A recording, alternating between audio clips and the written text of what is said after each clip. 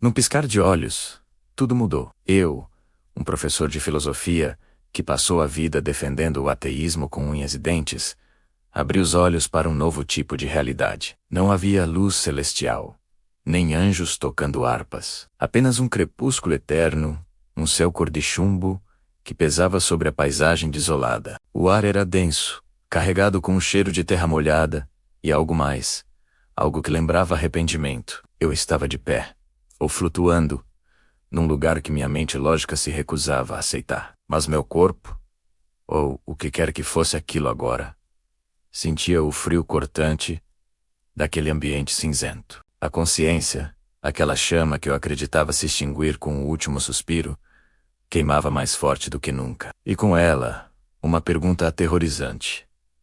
Se isto não é o fim, então, onde estou? Comecei a caminhar sem rumo. O solo era irregular, coberto por uma névoa rasteira que parecia se agarrar aos meus pés. Árvores retorcidas desprovidas de folhas erguiam-se como garras esqueléticas contra o horizonte sombrio. Tudo ao meu redor parecia um espelho distorcido do meu próprio estado interior.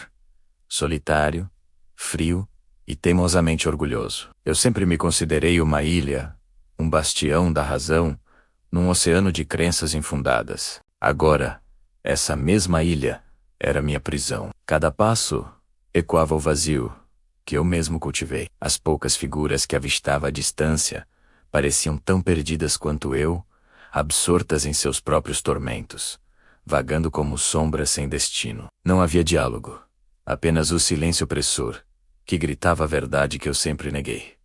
A morte não era um ponto final, mas uma transição. De repente, flashes de memória começaram a me assaltar. Não eram lembranças nostálgicas, mas projeções vívidas e dolorosas. Vi a mim mesmo na sala de aula, ridicularizando um aluno por sua fé, empunhando a lógica como uma arma para desmantelar suas esperanças. Vi meu rosto refletido no espelho, inchado de arrogância intelectual, convencido de minha superioridade. A imagem mais dolorosa, porém, era a da minha filha. Lembro-me dela, ainda criança, vindo até mim, com um desenho de anjos, e eu, em vez de abraçá-la, comecei uma dissertação sobre a inexistência de seres metafísicos. Vi o brilho em seus olhos se apagar, substituído por uma confusão que, com o tempo, se tornou distância. Quantas vezes ela tentou se aproximar, buscando um pai, e encontrou apenas um professor. Quantas vezes meu orgulho criou um abismo entre nós. Cada lembrança era uma facada.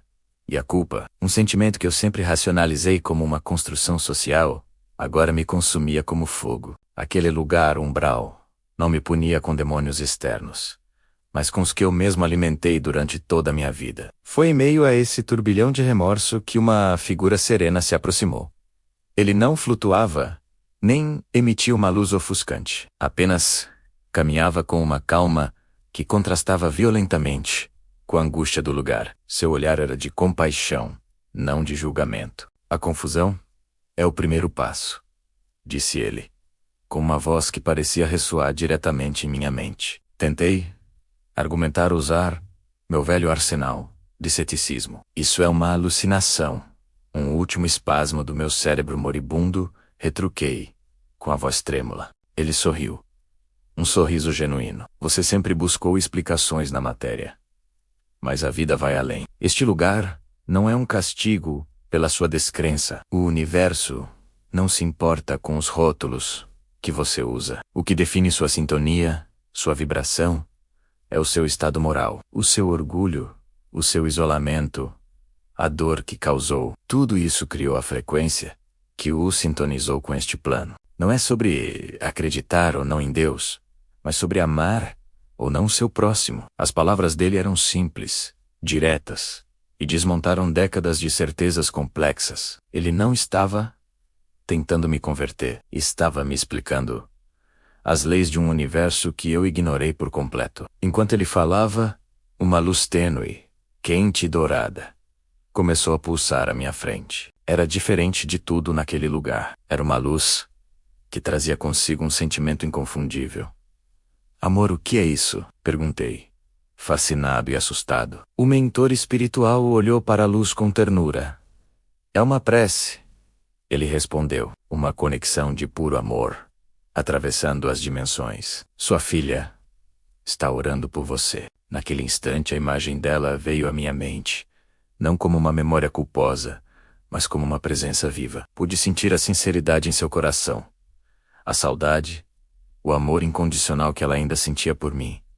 Apesar de tudo, aquele amor era a prova irrefutável de algo que minha lógica não podia negar. A barreira do meu orgulho começou a ruir. As lágrimas, que eu não derramava desde a infância, começaram a escorrer pelo meu rosto. Olhei para o mentor e, pela primeira vez na minha vida, admiti minha própria ignorância. Eu não sei. Sussurrei. E essa simples confissão, essa aceitação da dúvida, foi a chave. A luz da prece da minha filha se intensificou, formando um caminho luminoso à minha frente. Era um convite. O mentor acenou com a cabeça. Siga a luz, ela o levará a um lugar de ajuda e aprendizado. Sua jornada está apenas começando. Com o coração dividido entre a dor do passado e a esperança do futuro, dei o primeiro passo em direção à luz, deixando para trás o crepúsculo cinzento e abraçando a possibilidade de um novo amanhecer. Obrigado por assistir. Se essa história tocou você de alguma forma, deixe seu like e compartilhe. Sua inscrição nos ajuda a continuar trazendo mais reflexões como esta. Até a próxima.